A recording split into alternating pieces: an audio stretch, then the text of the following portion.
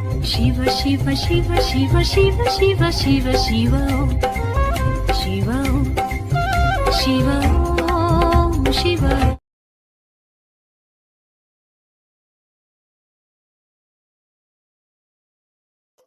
இன்றைய கோச்சார கரங்களை போட்டுக்கிறோம். இதை பார்த்துங்க. கேட்ட நட்சத்திரம் சொன்னீங்க ஐயா, நீங்க நட்சத்திரம் கேட்ட நட்சத்திரம் சொல்லியிருக்கிறாரு. லக்கணம் சிம்ம லக்கணமா இருக்கு. ஜாதக ரீதியாக நம்ம என்ன பேச போறோம் அப்படின்னு கேட்டுக்கிறீங்க. உங்களை பொறுத்த வரைக்கும் இந்த புத்திர பாக்கியம் 5ஆம் பாவத்தை பத்தி பேசணும். இந்த கோச்சாரம் கிட்ட கோச்சாரத்தை கம்பேர் பண்ணி எப்படி நம்ம பேசுறது, இப்ப அவங்க நம்ம எதுக்காக வந்துக்கிறாங்க ஜோதிட ரீதியாக அப்படிங்கிறதுக்காக நம்ம தெரிஞ்சுக்குவோம். பொதுவாகவே பார்த்தீங்கன்னாக்கா இந்த இப்போ லக்னம் பார்ட்டி கஸ்டமர் வந்துட்டாரு. உங்க லக்னம் பாத்தீங்கன்னாக்கா உங்க லக்னம் என்ன நீங்க யோசனை பண்ணிக்க ஒவ்வொருத்தருமே. உங்க லக்னத்துக்கு இந்த லக்னம் எத்தனாம் பாவம்னு பாருங்க. ஒரு உதாரணத்துக்கு உங்க லக்னம் துலா லக்னம்னா இந்த துலா லக்னத்துக்கு இப்ப 10ஆம் பாவம். உங்ககிட்ட வர்ற கஸ்டமர் என்ன பண்ணுவாரு கேட்டீங்கன்னா அவர் தொழில் செய்வனத்தை பத்தி கேட்பாரு. அவர் முதல்ல அவர் மனசுல என்ன இருக்கும், இவர்ல சரி இது சரி இது போடுங்க, இது வச்சு துலா லக்னத்துக்கு 11ஆம் அப்படி வச்சு. இப்போ அப்படி வச்சுன்னா ஒரு ஜாதகத்துல இப்ப நம்ம கோச்சார லக்கணத்தை கம்பேர் பண்ணும்போது இப்ப ஜனன லக்கணம் 6, 8, 12 வந்துச்சுன்னா 12 கூட பரவாயில்ல, 6, 8 வந்துச்சுன்னா அவங்க உங்களை சோதனை பண்ண வந்திருக்காங்கன்னு அவங்கள நீங்க என்ன சொன்னாலும் அவங்க ஏத்துக்க மாட்டாங்க, அவங்க கேட்க மாட்டாங்க, அவங்க ஆர்குமெண்ட் பண்ணிட்டே இருப்பாங்க தவிர நம்ம இப்ப அது தெரிஞ்சுக்கிட்டு நம்ம பதில் சொல்லணும். இப்போ உதாரணத்துக்கு ஐயா சொன்ன துலா லக்கணத்துக்கு பாதக செவ்வாய் இருக்காரு. யாரு 7ஆம் வீட்டு செவ்வாய் பாதகத்தில் இருக்காரு. துலா லக்கணத்துக்கு 90 நாளா இந்த நட்சத்திரத்தை செவ்வாய் நேற்று முத நாள் தான் நீச்ச நிவர்த்தியாகி இப்ப சிம்மத்துக்கு வந்திருக்காங்க இல்லையா. இந்த நீச்சத்தில் வந்த போது அவரை பொறுத்த வரைக்கும் துலா லக்கணத்துக்கு கஸ்டமர் சர்வீஸ் ஆனது குறைஞ்சு போயிடும். கஸ்டமர் சர்வீஸ் ஆபீஸ் போட்டு அவர் தொழில் பார்க்கறதா இருந்தா கஸ்டமர் சர்வீஸ் கொஞ்சம் குறைஞ்சு போயிடும். இப்ப இந்த துலா லக்கணத்துக்கு இன்னைக்கு கோச்சார லக்கணத்துல செவ்வாய் இருக்காரு. அந்த செவ்வாய் அவருக்கு பாதக ஸ்தானத்துல இருக்காரு. அது கஸ்டமர் சர்வீஸ் கூட்டான இடம். உங்களை பொறுத்த வரைக்கும் அது என்ன உங்களை பொறுத்த வரைக்கும் அவர் வர்றவரு உங்களுக்கு எதிரான கருத்துக்களை உடையவரா இருப்பாரு. நீங்க சொன்ன எதுவுமே கேட்க மாட்டாரு. அவர் கல்யாண விஷயத்துல வந்தா ஒருவேளை பொருத்தம் பார்க்க வந்திருந்தா ஒரு 5-6 பேர்த்த பார்த்து உங்களோட ஃபைனல் பண்ண வருவாரு. உங்க மனைவி மக்கள் ஏதாவது இருந்தாலும் இன்னைக்கு உங்கள்கிட்ட சண்டை கட்டிட்டு தான் இருப்பாங்க. கேட்கணும் ஏதாவது அவங்களுக்கு பிரச்சனை ஒரு ஆர்கியூமெண்ட் இது இன்னைக்குல 90 நாளாவே இருக்குது.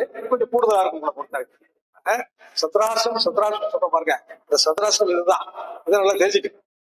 இப்போ ஒரு ஜாதக ரீதியாக உங்களை பொறுத்த வரைக்கும் இப்ப லக்கணம் துலா லக்கணம்.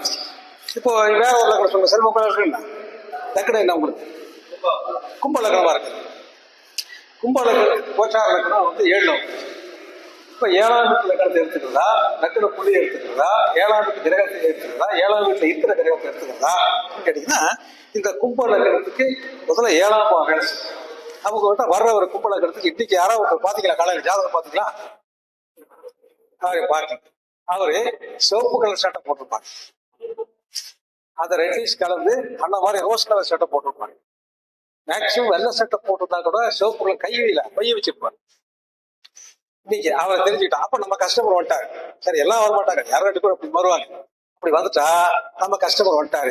அவர் எதை பத்தி கேட்க போறாரு, அவர் மனைவி மக்களை பத்தி கேட்க போறாரு, புத்திர பாக்கியத்தை பத்தி கேட்க போறாரு, அதே மாதிரி வீடு கட்டத்தை பத்தி கேட்க போறாரு, அந்த வீடு விற்பனைக்காக கேட்க போறாரு அப்படின்னு புரிஞ்சுக்கணும்.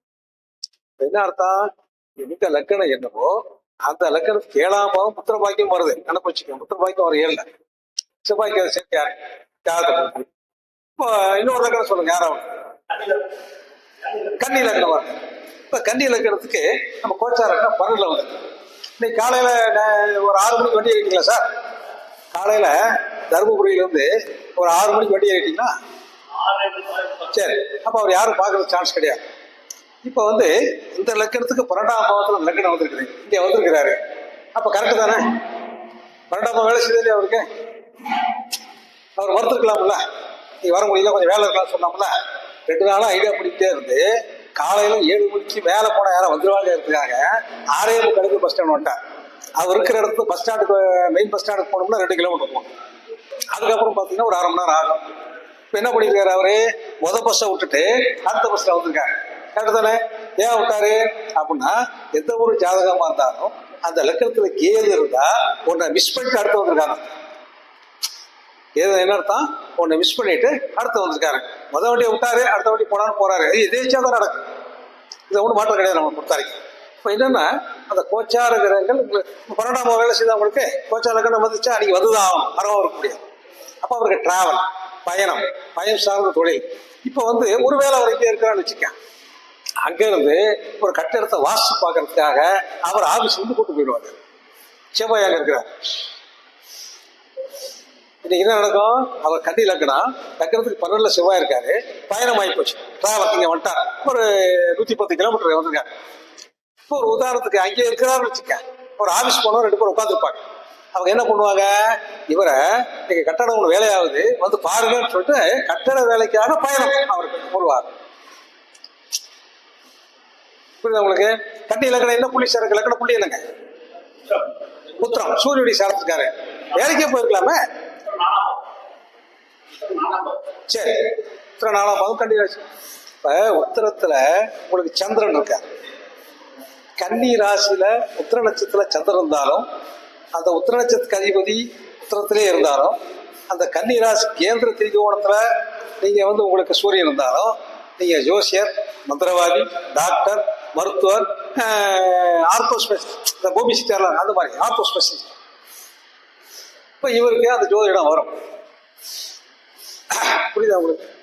இதுதான் இப்போ இவரை சொல்றேன், எனக்கு கஸ்டமர் அவர், இப்போ அதெல்லாம் அவர்கிட்ட சொல்றேன். உங்களுக்கு அந்த மாதிரி ஒரு கஸ்டமர் இருந்தால் நீங்க சொல்லணும், டக் டக் டக்னு அடிச்சு போயிட்டே இருக்கு. நீங்க அந்த ஜாதகத்தை வச்சு ஆராய்ச்சி பண்ணுறது அப்புறம் பண்ணிக்க. அது வந்த உடனே 4 பாயிண்ட் நச்சு உங்களுக்கு பிடிக்கிற மாதிரி சொல்லணும். ஐயா உங்களுக்கு என்னங்க, துலாரகம், மேக்சிமம் துலாரகம் தான் இருப்பீங்க. துலாரத்துல புள்ளி எதுல இருக்குது, சுவாதியில் இருக்கா உங்களுக்கு? சுவாதியில். இப்ப பாத்தோம் கேட்டீங்கன்னாக்கா, ஏன்னா அவருடைய அப்பியரன்ஸை வச்சு இவருக்கு வித்தியாசம் இருக்கு, அவருக்கு வித்தியாசம். அதனால அவரு கன்னி ராசி கன்னி லக்கணம் கரெக்ட் உத்தரத்தில் இருக்காரு. இவர் சுவாதியில் தான் இருக்கணும், சுவாதியில் இருப்பார். இப்ப சுவாதிக்கு அதிபதி இவர் துலா லக்கணக்காரரு. துலா லக்கணத்துக்கு 11ல் அவருக்கு லக்கணம் அமைஞ்சிருக்குது. இந்த சுவாதியில அவருடைய லக்கணம் இருக்கு. அந்த ராகு எங்க உங்களுக்கு ஜாதகத்துல இப்ப 1, 2, 3, 4, 5 இருக்காரு. ராகு எங்க இருக்காரு, புரட்டாதியில் வந்துட்டு இருக்கிறாரு. அப்ப ராகு, இந்த ராகுடைய சமாச்சாரம் 5ஆம் பாவம் அவருக்கு புத்திரஸ்தானம், பூர்வீக ஸ்தானம். அதே மாதிரி பாத்தீங்கன்னா உங்களுக்கு புத்தி ஸ்தானம். அதாவது எந்த ஒரு விஷயத்த சொன்னாலும் கொஞ்சம் ஞாபக மறதி ஏற்படுறது, இந்த மாதிரி சமாச்சாரம். இந்த கஸ்டமர் அப்படி வந்தாருன்னா அவருக்கு அந்த ராகு இப்ப என்ன துலா லக்கணம் 2 பேர் வட்டாங்க வச்சுக்க, என்ன பண்ணுவீங்க, அதுக்காக ஒருத்தர் பதில் சொல்லி ஆகணும். அந்த மாதிரி உங்க லக்கணம் சொல்லுங்க. உங்களுக்கு துலா லக்கணம், மிதுன லக்கணம். துலா லக்கணத்துக்கு உங்க லக்கணம் புள்ளி இருக்குது விசாகம் இருக்காரு. சரி, ஓகே. எங்க சூரியன் எங்க இருக்கிறாரு, தூரம் போறதுக்கு கண்ணாடி போட்டுருக்கீங்களா? 2 கண்ணுக்கு 2 சைட் இருக்கா, 2 போறதுக்கு 2 மைனஸ் பிளஸ் இருக்கா? சரி, இப்ப என்னங்க உங்களுக்கு ஒரு நிமிஷம் இருக்கு. ஐயா வேற இருக்கா, மிதுன லக்கணம். மிதுன லக்கணத்தை பொறுத்த வரைக்கும் இப்ப மிதுன லக்கணத்துக்கு இந்த கோச்சார லக்கணம் 3 இருக்கு இல்லையா? மிதுன லக்கணம் கோச்சார லக்கணம். இன்னைக்கு எந்த மாதிரி சம்பளம் உங்களுக்கு நடக்கும், ஆனா உங்கள்கிட்ட வர கஸ்டமருக்கு என்ன நடக்கும், இதான் மேட்டர். இப்ப இந்த மிதுன லக்கணத்துக்கு இந்த செவ்வாய் யாரு, 11ஆம் வீட்டுக்கு. இந்த கேது இருக்கிறவரை வச்சுக்க, மிதுன லக்கணத்துக்கு 3ஆம் பாவம் வேலை செய்யுது. 3ஆம் பாவத்துல செவ்வாய் வேலை செய்யறாரு. செவ்வாய் உங்களை பொறுத்த வரைக்கும் இந்த லக்கணத்துக்கு 11ஆம் வீட்டுக்கு அதிபதி, இந்த லக்கணத்துக்கு 6ஆம் வீட்டுக்கு இல்லையா? அப்போ இந்த கடன் பிரச்சனையை சிந்தனை கூட கொஞ்சம் நிறையா இருக்கு. கடன் கொஞ்சம் வாங்கிட்டு போட்டிருக்கேன், அது கட்டிடலாம், அடுத்த வருஷம் கட்டிடலாம், பயப்படாதீங்க, கட்டிடலாம். இன்ன வரைக்கும் கட்ட முடியாது, வட்டி கட்டிகிட்டே இருக்கிறீங்க. நீங்க வரக்கூடிய அக்டோபர் மாதம் 10ஆம் தேதிக்கு பிற்பாடு தான் வட்டி கட்ட முடியும். அது இருக்கிட்ட பரவாயில்ல, கடன் வாங்கிக்கலாம், இன்னும் கொஞ்சம் பெட்டரா இருக்குன்னு கடன் வாங்கிக்கலாம் சொல்லுங்க. அவரு கடன் பிரச்சனை பத்தி பேசுறாரு, அந்த சிந்தனை ஓடிட்டே இருக்கு. அவர் பஸ்ல வராரு, 2 வீலர்ல வராரு, வராரு, 10 தேதி ஆகி போச்சு, 11 தேதி ஆகி போச்சு, 2 நாள் வாடகை கொடுக்கறது, நாள் கடன் கரண்ட் பில் கட்டும், அப்படி அந்த சிந்தனையில ஓடிட்டே இருக்கிறாரு. இங்க வந்ததான் பரவாயில்ல, இல்லைன்னா மெட்டல் இருக்கும் சார். தம்பி சொல்லிக்கலாம். தம்பியை பொறுத்த வரைக்கும் பாத்தீங்கன்னா விசாக நட்சத்திரம் இல்லையா? இந்த விசாக நட்சத்திரம் துலா லக்கணம், துலா ராசி, அவர் துலா லக்கணம், அந்த லக்கண புள்ளி விசாகத்தில், அதை கவனிச்சுக்கலாம். விசாகத்துக்கு அதிபதி யாரு, குரு இல்லையா? இந்த ஜாதகத்துல இந்த விசாகத்துக்கு அந்த குரு யாரு, இந்த 3, 6ஆம் வீட்டு அதிபதி அல்லவா, பாதகாதி அல்லவா? அப்ப இந்த லக்கணத்துக்கு இப்ப லக்கண புள்ளி இருக்க செல்வா கவனிச்சுக்கலாம். லக்ன புள்ளி பக்கத்துல இருக்குமா? அது மாத்திரம் தான் இருக்கும். ஓகே, அவன் இப்பதான் வந்திருக்கான், அயில தாண்டி இப்ப மாத்திரம் வந்துடும். சரி, ஓகே, பக்கத்துல வந்திருக்காரு கேது. அப்ப என்னன்னு கேட்டீங்கன்னா, அந்த கேது இங்க வச்சிருக்காரு லக்னத்தை. அப்ப என்னன்னா, அவரை பொறுத்த வரைக்கும் அந்த கண் பார்வையில் குறைபாடு இருக்கும், தூர பார்வையில் குறைபாடு இருக்கும். அது ரெண்டு கண்ணுக்கு ரெண்டு சைட் இருக்கும். ரெண்டு கண்ணுக்கு ரெண்டு அளவு இருக்கும். ஒரு 1.5 1.6 1.7 அப்படி இருக்கும். இது மாறுமா மாறாதா, தீருமா தீராதா அப்படின்னா இப்ப என்ன பண்ணும்? பக்கத்துலயா? இப்பதான் வந்துருக்கு சார், 10 மணி இதுல வந்திருக்கான். இப்ப மகத்துக்கு அதிபதி கேது. இப்ப என்ன பண்ணாரு அவரு, அந்த விசாகத்துக்கு அதிபதி குரு இந்த ஜாதகத்துல திருவாதிரை இருக்காங்க. அப்ப என்ன கேட்டா, திருவாரூர் ஆகுனி சாரத்துல அந்த குரு இருக்கிறாரு, இந்த 3 6ஆம் வீட்டுக்கு குரு இருக்காரு. இப்ப விசாகம் அவர் உடம்பு கண்டு காது மூக்கு எல்லாமே வச்சுக்க. இப்ப என்னன்னு கேட்டீங்கன்னாக்கா, அவருக்கு அந்த கண் பார்வையில கொஞ்சம் குறைபாடு இருக்கு. சரியா? இப்ப உங்களை பொறுத்த வரைக்கும் இந்த விசாகம் துலாலக்காரனுக்கு இப்போ 9ல குரு இருக்காரு, கோச்சாரத்துல 11ல இருக்காரு, மகத்துல இருக்காரு. இப்ப விசாகத்துக்கு அதிபதி யாரு? உங்களுக்கு குரு. அப்ப அந்த மகத்துக்கு அதிபதி யாரு? கேது. இப்ப குரு கேது இணைவு. இப்ப காலையில் நீங்க கோயிலுக்கு போனீங்களா? கோயிலுக்கு ஏதாவது போனா ஐடியா பண்ணிருக்கீங்களா?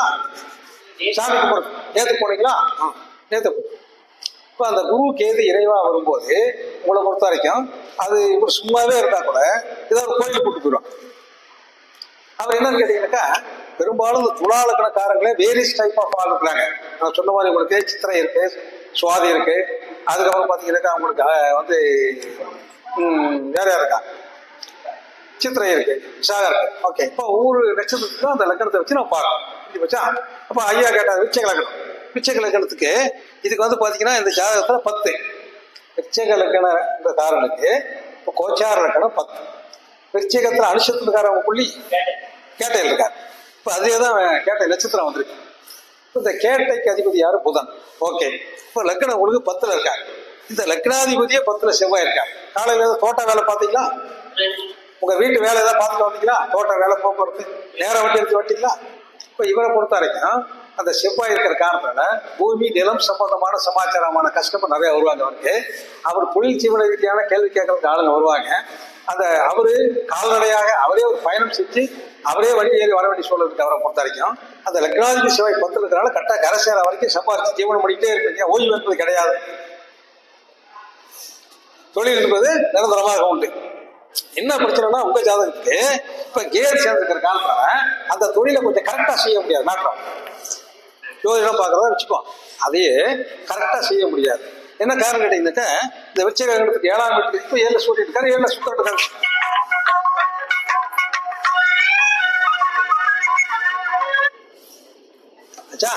இதுல வந்து பாத்தீங்கன்னா உங்க ஜாதகத்தை பொறுத்தாங்க.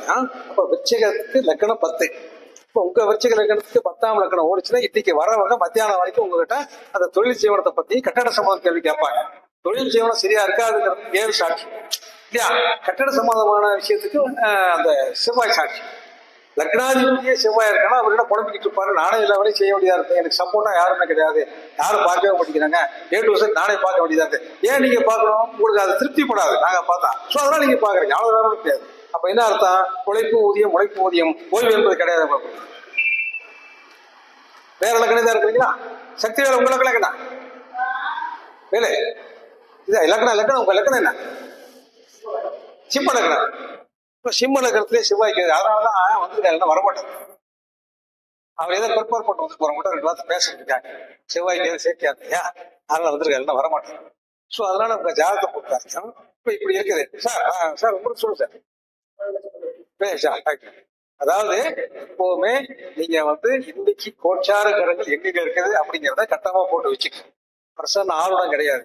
அப்போ வர்றவங்க உங்க லக்கணத்துக்கு அந்த கோச்சார லக்கணம் 6 8ல இருந்துச்சுன்னா அதை முரண்பாடான கருத்துக்குள்ளா இருக்க போறாங்க, டென்ஷனாக போறாங்க, உங்களுக்கு காசு குறைவா கொடுப்பாங்க. அதே இடத்துல மணிக்கணக்கில் சந்தேகம் கேட்பாங்க. அந்த சந்தேகத்தை நிறுத்திக்கவே முடியாது. அதே லக்கணம் 9 போச்சுன்னா உங்க லக்கணத்துக்கு இன்னைக்கு கோச்சார லக்கணம், அது அன்னைக்கு நீங்க சொல்லக்கூடிய வார்த்தைகள் கூப்பத்து எல்லாமே பலிதமாயிருக்கு. நீங்க அன்னைக்கு வர்ற கஸ்டமர் போறாங்க, கடைசி வரைக்கும் கூட வந்துட்டே இருப்பாங்க. ஏன்னா நீங்க சொல்லக்கூடிய அந்த சமாச்சாரம் வந்து அவங்களுக்கு அப்படியே ஆப்டா இருக்கும். அப்படியே அது தேதி வாரியா அவங்களுக்கு ஃபிக்ஸ் ஆகிட்டு இருக்கும். அதனால 100% சக்சஸ் ஆயிடும். புரியுது உங்களுக்கு? அதே மாதிரி உங்க லக்கணத்துக்கு அந்த ஒவ்வொரு பாவத்தை எடுத்துக்கலாம் ஜாதகமா. இப்போ ஜாதகத்துல ஒரு சிம்மத்துல இருந்து எடுத்துக்கலாம். சிம்ம லக்கணத்துக்கு சொன்ன சக்தி வேலை பொறுத்த வரைக்கும் சிம்ம லக்கணக்காரங்க. ஹலோ, ஆமா இருக்குமா, கொஞ்சம் மீட்டிங்ல இருக்கிற, அப்புறம் பேசலாம் இருக்கு. ரைட். சரி, அதனால பாத்தீங்கன்னாக்கா இப்போ ஒருவேளை சிம்மத்துல இருந்து ஆரம்பிக்கிறோம். 2 கன்னிக்கு வரைங்க. கன்னியை பத்தி நம்ம சொன்னோம், கன்னிக்கு வரையசான இருக்குது. இப்ப பயணம் டிராவல்னு சொல்லியிருக்கோம். அடுத்து வந்து துலாத்தை எடுத்துக்கிறோம். துலாத்தை பொறுத்த வரைக்கும் சொல்லியாச்சு. அவங்களை பொறுத்த வரைக்கும் பாத்தீங்கன்னா கொஞ்சம் ஆகாதவங்க வருவாங்க, பார்த்து ஜாகிரதையா செய்யணும்னு சொல்லிட்டு. விருச்சகத்துக்கு சொல்லியிருக்கோம், தொழில் ஜீவன இதன பாதிப்பு. தனுசு இருக்கிறார், தனுசுக்கு 9ஆம் வீடு இல்லையா? தனுசுக்கு லக்கணம் எப்படி இருக்குது? 9ஆம் வீடு. கோச்சார 9. 9ஆம் இடங்கிறது இன்னைக்கு தனுசு லக்கணக்காரங்களை யாராச்சும் இருந்தா மேக்சிமம் நீங்க சொல்லக்கூடிய விஷயங்கள், சொல்லக்கூடிய காரியங்கள், செஞ்சிருக்கக்கூடிய காரியங்கள் எல்லாமே 100% சக்சஸ் ஆயிடும். புரியுதா? அடுத்து வந்து மகர லக்கணம் இருக்குது. மகர லக்கணத்துக்கு 8ல இருக்காரு.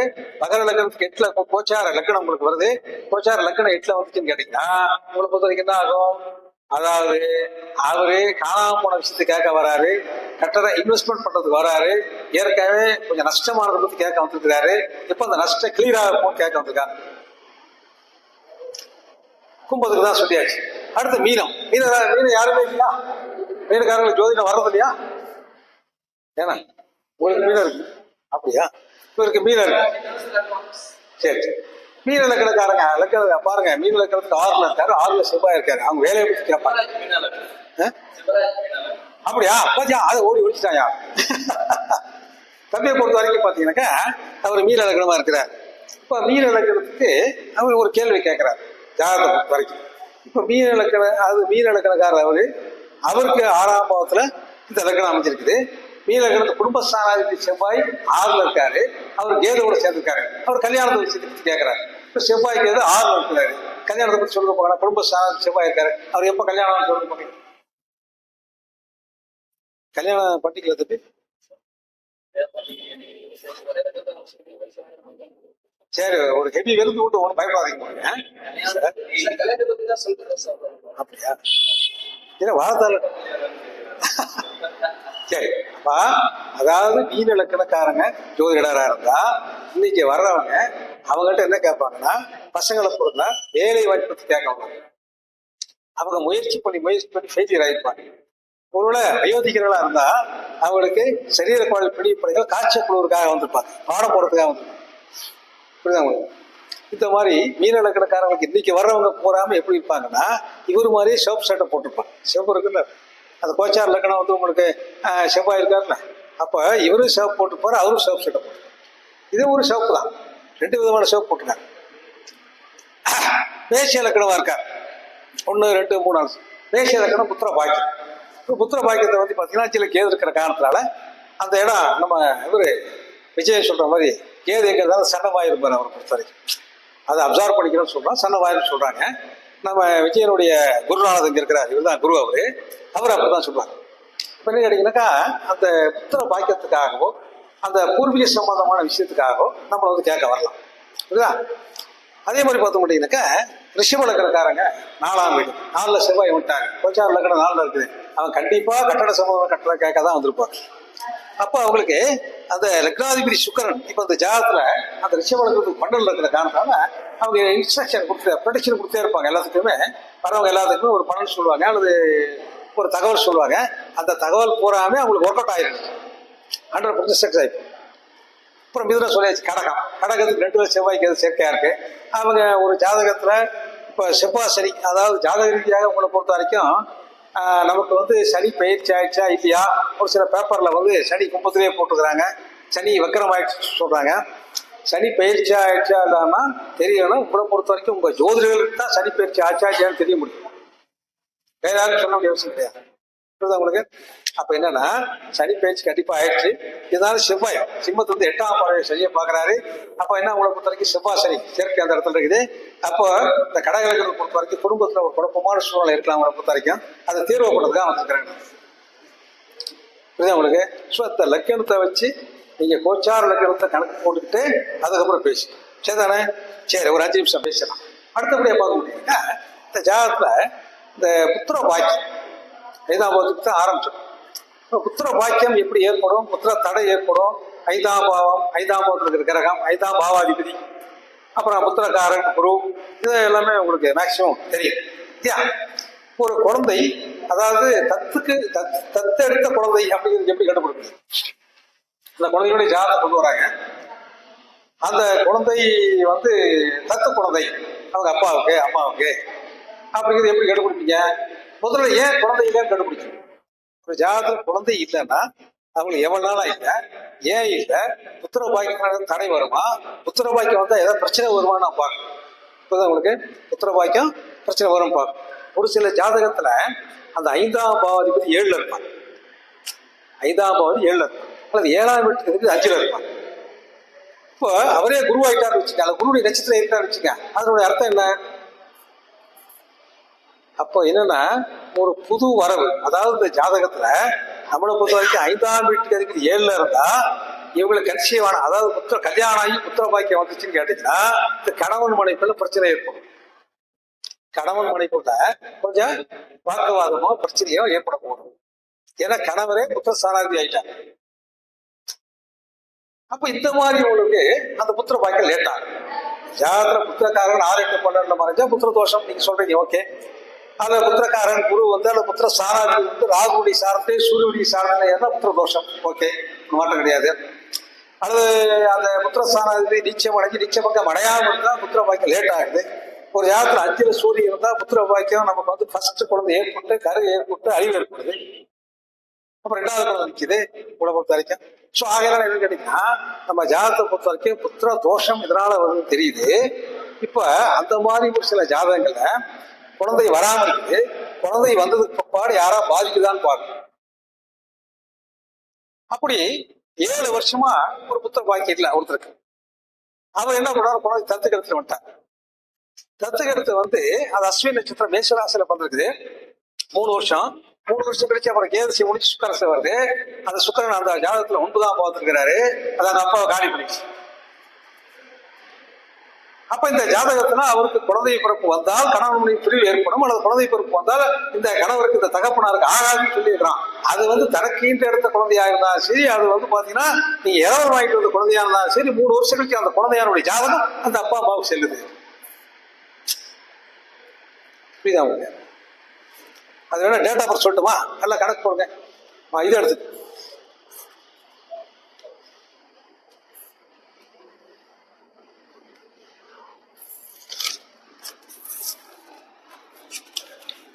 அப்படியே மொபைல் எடுத்து போட்டுங்க.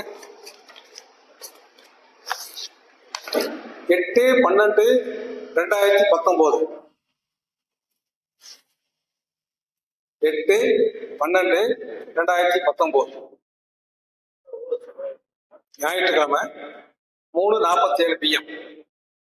பிளேஸ் ஆஃப் பர்த் நாம போட்டுக்க, ஒன்றும் பிரச்சனை இல்லை. மொபைல போட்டு பார்க்கலாம் சார். டைமா? Time 3:47 PM.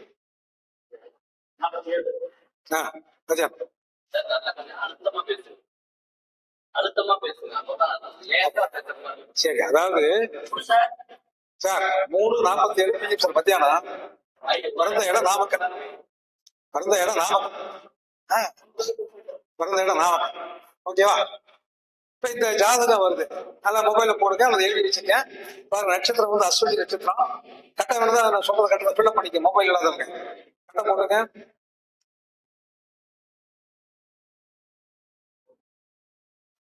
மேஷ லக்னம், மேஷராசி.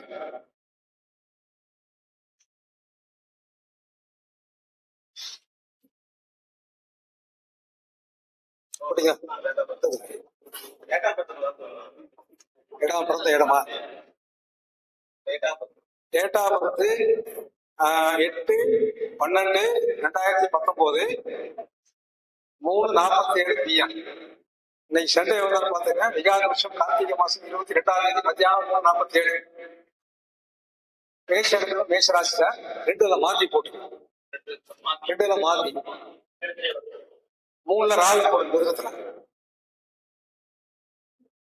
4, 5, 6, 7ல வந்து செவ்வாய் போடுங்க. துலாத்துல செவ்வாய் போடுங்க. 8ல சூரியன் புதன் போடுங்க. 9ல வந்து சனி, குரு, கேது, சுக்கிரன். சனி, குரு, கேது, சுக்கிரன். மொபைல்ல வருதா? கரெக்டா வருதா? சரி, ஓகே. இப்ப இந்த குழந்தை வந்த உடனே இது அடாப்டட் சைல்டு சொல்லிட்டு நான் கண்டுபிடிச்சேன். இந்த அப்பா அம்மா எங்க இருக்கிறாங்க கேட்கணுமா இல்லையா? அப்பா அம்மா எங்க இருக்கிறாங்க? அப்ப என்ன அர்த்தம்? இந்த ஜாதகத்துல அந்த புத்திர காரகன் அப்படிங்கிறவரு, அதாவது தாயார் தகப்பனார் எந்த அளவுக்கு பாதிக்கிறாரு, தாயார் தகப்பனாருக்கு வந்து எப்படி ஒரு புத்திர ஸ்வீகார புத்திரமா வந்தாரு இப்ப தெரிஞ்சுக்க மாட்டியா? எந்த ஒரு ஜாதகமா இருந்தாலும் உங்களை பொறுத்த வரைக்கும் லக்கண புள்ளி பார்க்கணும், அல்லது ராசி பார்க்கணும். இப்ப வந்து மேஷ லக்கணம், மேஷ ராசி.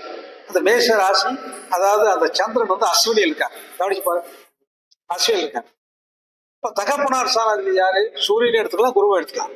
இந்த இடத்துல காலச்சக்கரத்து குருவு தான் எடுத்துக்கணும் மேக்சிமம். இந்த அடாப்டட் செயல பாக்குற வரைக்கும் சூரியன் எடுக்கிறத குருவை எடுத்துக்கணும். அந்த குரு நட்சத்திரம் பாருங்க, மூலம்.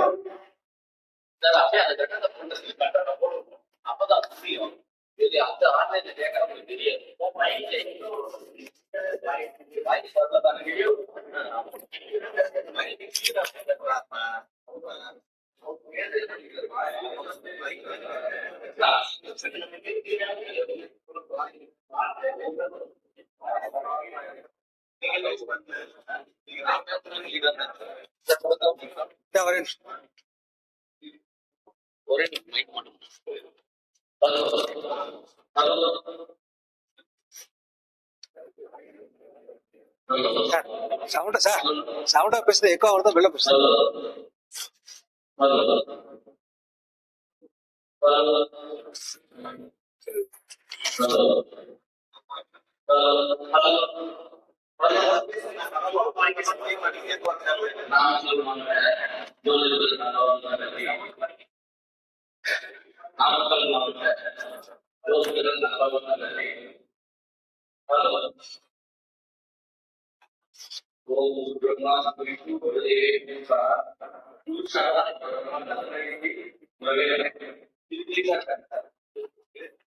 ஓகேவா? வருதா?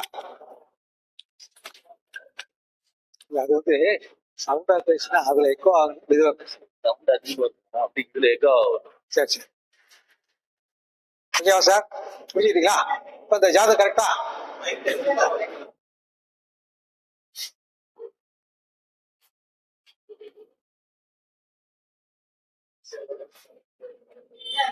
ஒரு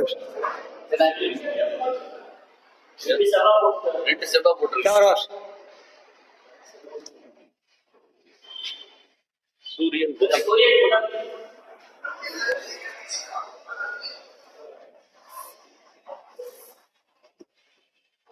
இப்ப எந்த ஒரு ஜாதகம் வந்தாலும் குழந்தைகளுடைய ஜாதகம் வர பட்சத்துல உங்களை பொறுத்த நீங்க கவனிக்க வேண்டிய சமாச்சாரம் என்ன தெரியுமா?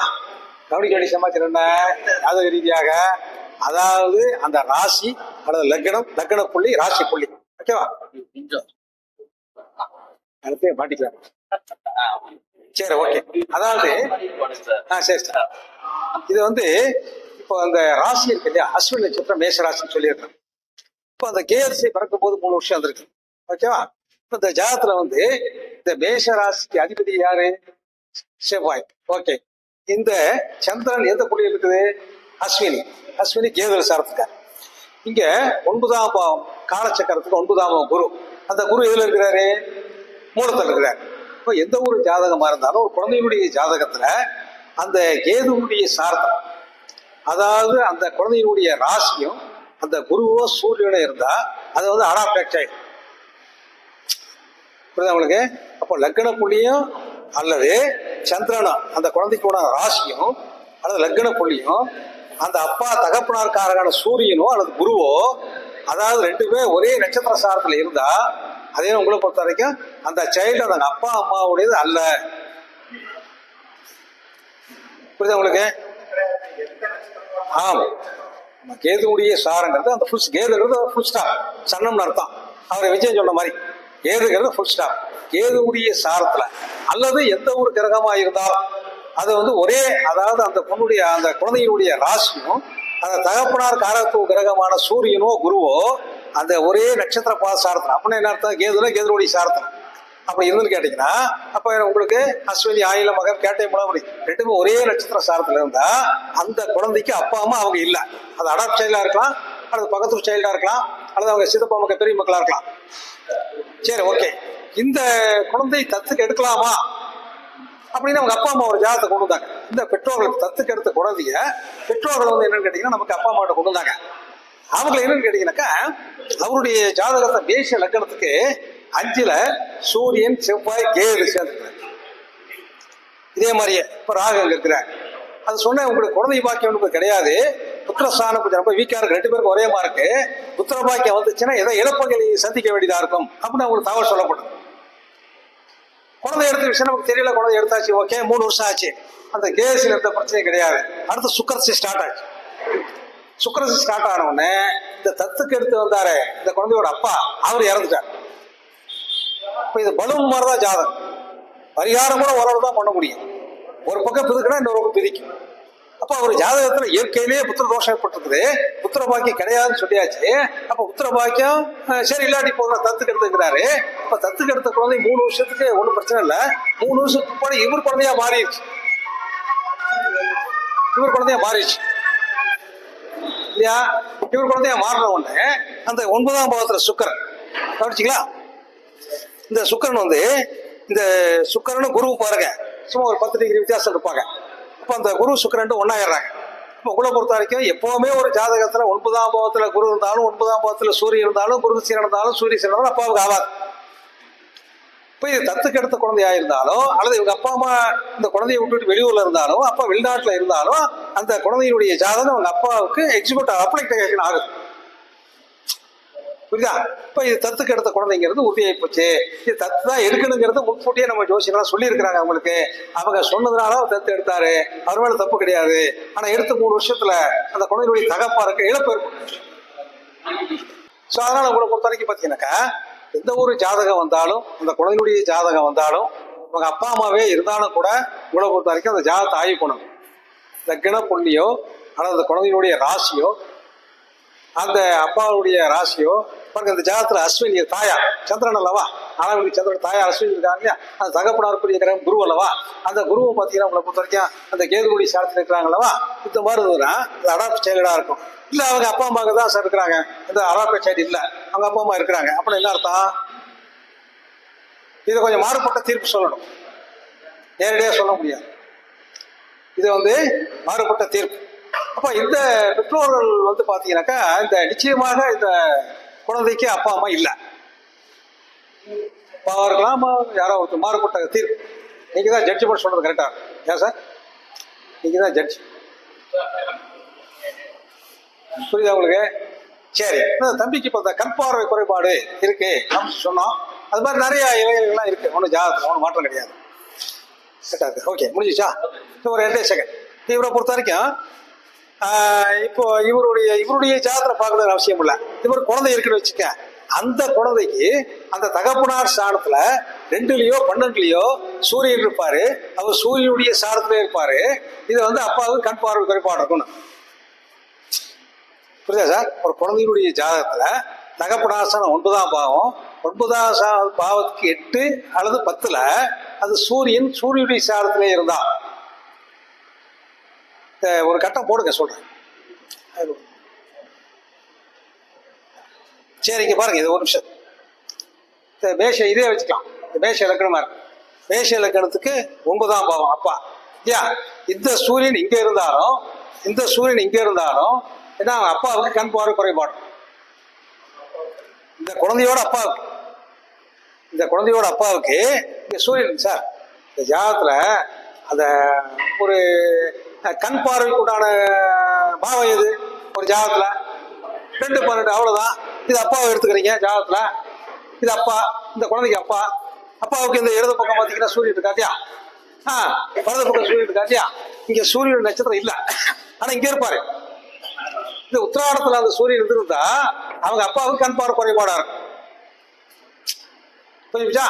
அந்த சூரியனோட மாந்தி சேர்ந்திருந்தா அந்த கண் பார்வை இருக்காது. சின்ன வித்தியாசம் தான். இன்னைக்கு கண் பார்வை குறைபாடு சரி பண்றோம், ஆனா கண் பார்வை இல்லைன்னா கஷ்டம் இல்லையா? ஸோ அதனால எனக்கு ஒதுக்கப்பட்ட நேரம் முடிஞ்சிருச்சு. அடுத்து வச்சு நான் விட்டாரு. அங்கே தென்னரசுக்கார 2 பேர் சண்டை கட்டிக்கலாம், கொஞ்சம் நேரம் பார்க்கலாம், பார்த்து முடிவு பண்ணிக்கலாம். சரிதானே? நன்றி, தேங்க்யூ ஸோ மச். மறுபடியும் கண்டினியூ பண்ணுவோம்.